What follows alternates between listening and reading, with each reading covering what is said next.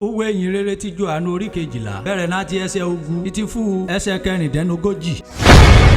Bíbélì kíkà lédè Ìjẹ̀bú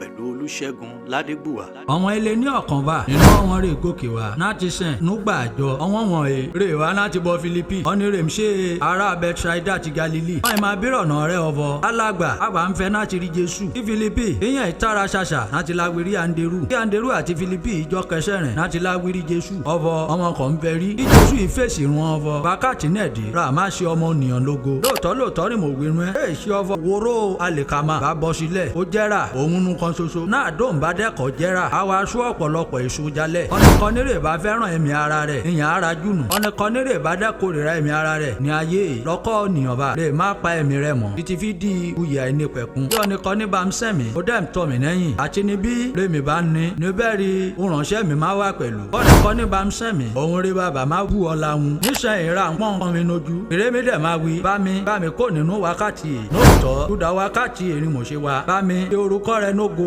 àfúlọ́gán rí ohun ọkàn níyẹn tí ajùlé ọrùn jalẹ̀ wá ó máa wé ọ̀fọ̀ èmi ti ṣe ẹnógo náà èmi dẹ̀ tún máa ṣe ẹnógo ṣáájú dúdà náà ó jọ nìyàn rè ródo níbẹ̀ rè gbọ́ ohun èyí wọ́n máa wí rárá ran ọ̀fọ̀ ara ń san àwọn olóhùn rẹ̀ ń wé ọ̀fọ̀ áńgẹ́lì ọkàn rè ń bọ Jésù sọ̀rọ̀ kí Jésù ìfèsì run ọ̀fọ̀ èèṣì túdà tèmi rí àmì èṣe farahàn èèṣì túdà tún ẹ ǹjẹ́ náà rí ìdájọ́ ayé ìdẹ́tùdé náà ra àdẹ́ máa lé aládé ayé ìjálẹ̀ àtẹ́mi àgbẹ̀mí sókè ò náyè èmi àfàdédé ònìyàn sọ́dọ̀ ara rẹ̀ mi ṣùgbọ́n òun wíwèé òun sápẹrẹ ọkọ̀ òkú rè má pa òun túdà náà ọmọ ọjọ́ ònìyàn wọ́n ìfèsì wọn ọ̀fọ̀ àwa gbọ́ nínú òfin ọ̀fọ̀ Kristi má wà títí ayérayé dídẹ̀ ṣe kí wọ́n ń gbé ọ̀fọ̀ á lè ṣaláìgbé ọmọ ònìyàn kọ̀ sókè Jésù sí ọmọ ònìyàn yìí náà dé náà rí Jésù fèsì run ọ̀fọ̀ nígbà dẹ́sí rí mọ́lẹ̀ wa láàrin ìrún ẹ máa rìn náà dé rẹ̀ mẹ́nẹ́ òmọ̀lẹ̀ yóò kùkù má bá balẹ̀ rẹ̀ ọ̀nìkan nírè bá dẹ́mìrín nínú kùkù ìyẹn mú bò ń lọ náà dé rẹ̀ mẹ́nẹ́ òmọ̀lẹ̀ yìí ẹ gba òmọ̀lẹ̀ gbọ́ ẹ lè jẹ́ ọmọ òmọ̀lẹ̀ ọ̀rọ̀ ìdí Jésù fífèsì wọn ọ̀rọ̀ ìdífọ̀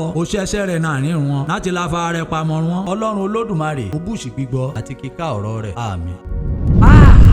Bíbélì dùn ká lédè Ìjẹ̀bú